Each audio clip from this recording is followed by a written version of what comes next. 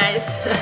So we are nearing the end of our journey with the IUC, so I thought it would be the perfect opportunity right now to sit down with a couple of my oldest friends and talk about what it's like to be a girl, our experiences with birth control.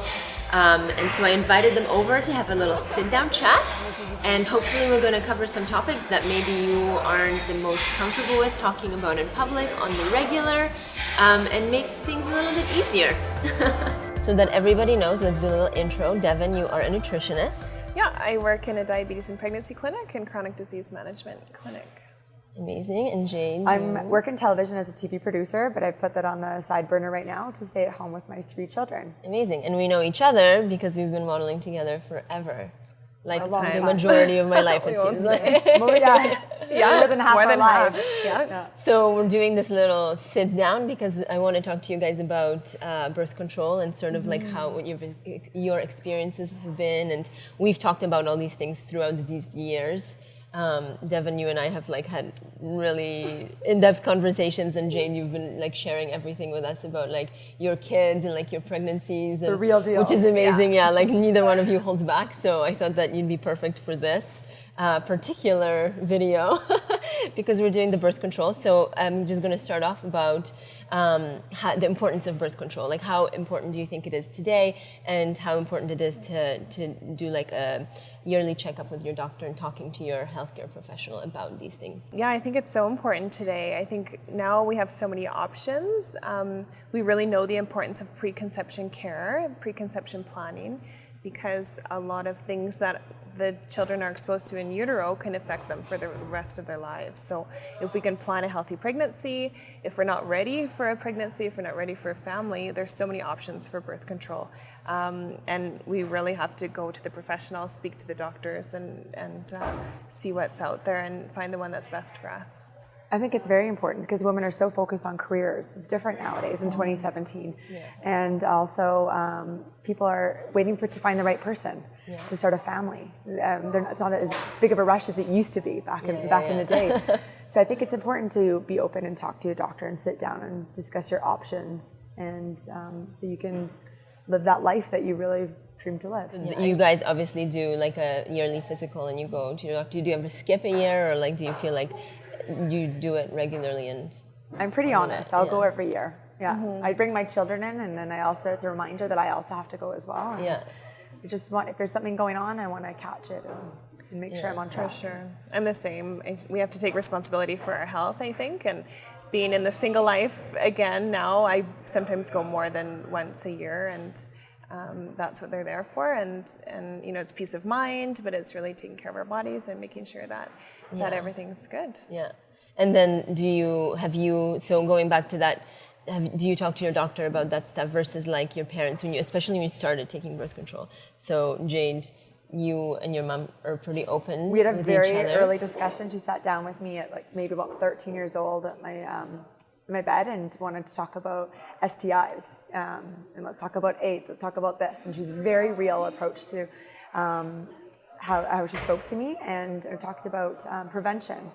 And in so many different ways. Some things could be fatal. So it wasn't even about birth control, it was about STIs as well. But birth control, of course, and pregnancies that came into that conversation. And we've always had a very open line at communicating, and she made me feel like I can always come and talk to her. Before I was sexually active. My parents always, I feel like it was, it's almost like we don't want to talk about it because we don't want you to even think about doing it. Yes. That's common, is it not? Is that avoidance, I think. Yeah, I think so. And your mom, you said that you my mom wasn't ready to talk to me about birth control when I was in my kind of early teens. I started the pill to help with my skin, I was in kind of mid-teens. And for that, the pill was for the skin at that time. It wasn't for birth control. So we didn't really have the conversation when I was that age. Later, when I was a little bit older, we did my mom talked to me about Plan B, and if I needed it, she would help me, and made that kind of an open discussion and said, everyone makes mistakes and that's okay.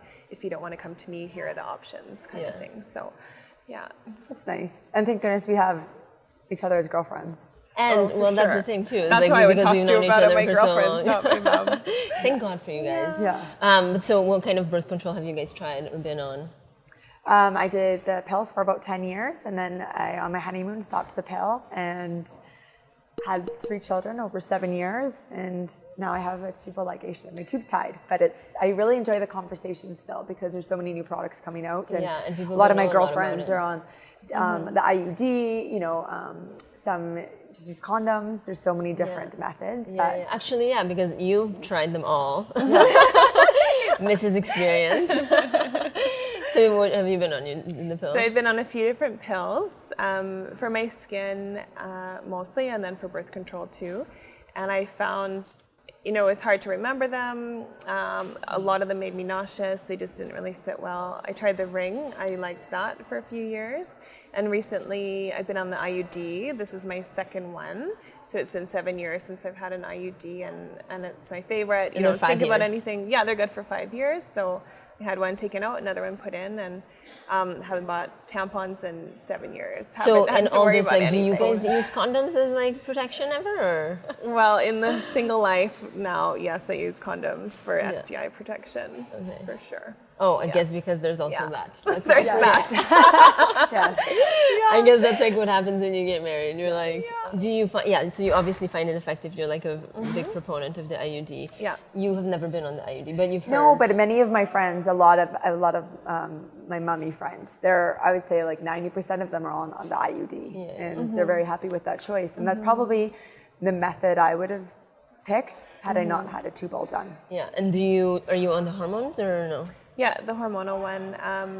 And do you find that it does anything to your skin or? No, I didn't notice any changes with skin, with weight, nothing. I could still tell a little bit of what part of my cycle I'm in, but all the kind of PMS symptoms are muted. Yeah. So do you I get a little bit of mood changes and stuff, but it's not extreme up and down like it has been in. Do you feel it when you have it inside of you? No. When it's put in, you feel it. So there's a little bit of pain and cramping, but it goes away in a day or two, and then I don't feel anything. No.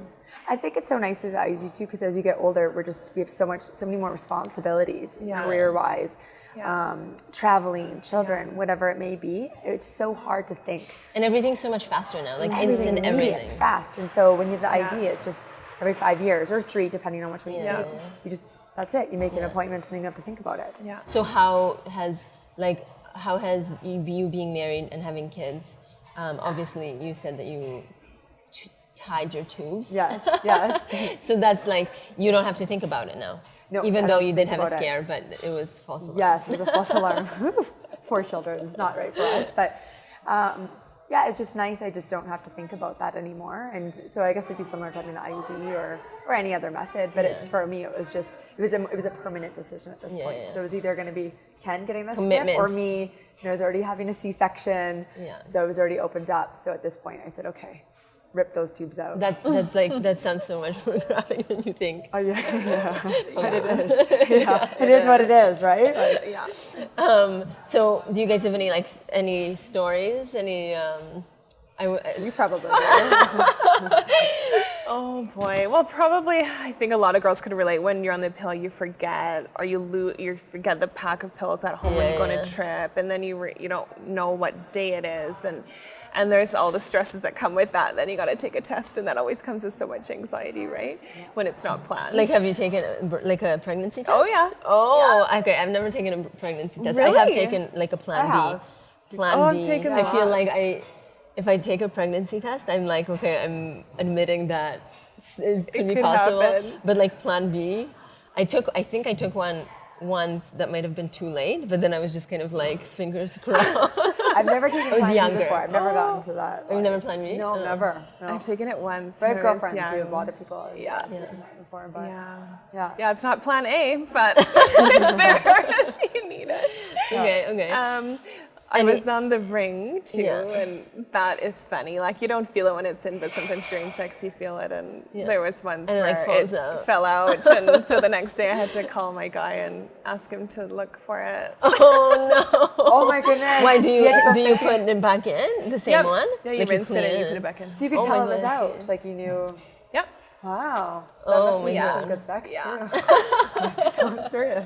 Was it somebody you were with for a longer time, or Yeah, long enough was to be like it like comfortable was with it like the wasn't first date, and you're like, oh my God, this is so No. Oh God. One night stand. No, funny. and nothing crazy with the IUD. The now, IUD, or- no, just pregnancy scares. You know, when you're used to having that reassurance every month and you don't Yeah. get it. I've taken a couple pregnancy tests, but I have a few. But I just have to remind myself it's the most effective method of contraception, Yeah, right? yeah. But I have friends I that have a friend who got pregnant on that. Well, I was gonna say. I know, though, we know but her. didn't- We know her. I'm not the gonna hormonal release her one or name, the but she's copper had her one? third child on it. Well, didn't your mom Miranda. They had to keep it in during get her pregnant pregnancy. with That's you? true. My mom was pregnant with my sister Oh, with your the copper sister. IUD. Okay. Oh, Yeah. But this was a while back. That was, so yeah. like things This is have changed. 35 years ago. Yes. But it's good for But, yeah. like it's good for everybody to know though, like that. Yeah, the risks there are still those there, so you things still and have the to be risks are there. aware and That's why you asked if we still use watch condoms, for the right? signs. Because like Yeah. even though mine's supposed to be permanent, like there's still a risk, right? Yeah. Like I still there's the 1%. So Yeah. yeah, for sure. Yeah, and I have some friends on the IUD that really miss that monthly reassurance, so they have a monthly pregnancy test that their doctor sets up for them. So it's just peace of mind, you know, and they're taking the responsibility that way. So Yeah. Oh, that's crazy. That's good to know. That's almost though like committing yourself to it's a lot. doing something, yeah, like monthly now. Yeah. You know. Yeah. But That's what I you want guess to get trust away yourself, from. But trust the Yeah. people that you're with, and I guess it depends on the individual and your lifestyle and how active Yeah. you are, and also your anxiety levels. For You can walk around thinking, like, high you know, anxiety. Yeah, so I think it depends on the person and then how sexually active you are as well. So. yeah. Okay, so especially for like younger girls now, when it doesn't feel like you can talk openly about things, because even though like everybody's open and on social media all the time, people are still very censored, I feel. So yeah, any advice like you think people can? Yeah, definitely. I would suggest to speak to their doctor or go to a sexual health clinic, and they can have a full consultation there with a nurse who knows, you know, everything. Friends are great to talk to, but they don't always have the most up-to-date evidence-based No, sources of information, right? And sometimes we can't speak to our parents, or our mom can't relate to what we're going through now today, right? Yeah. Absolutely. So preconception care is so important. You know, pregnancy is a really wonderful, beautiful thing, and we have to plan to have a healthy one. And if it's not the right time, then you know, there's ways to prevent it until the time is right. Amazing. Spoken like a true healthcare professional. James, do you have any advice? Go to your doctor, be honest and Yeah. open, and talk to your girlfriends. Do your research and do what's best for you, your body, and your lifestyle. You have nothing to lose, only Yeah. something to gain. Amazing. Amazing. Thanks guys so much.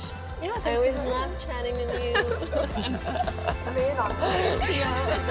Oh, good hug.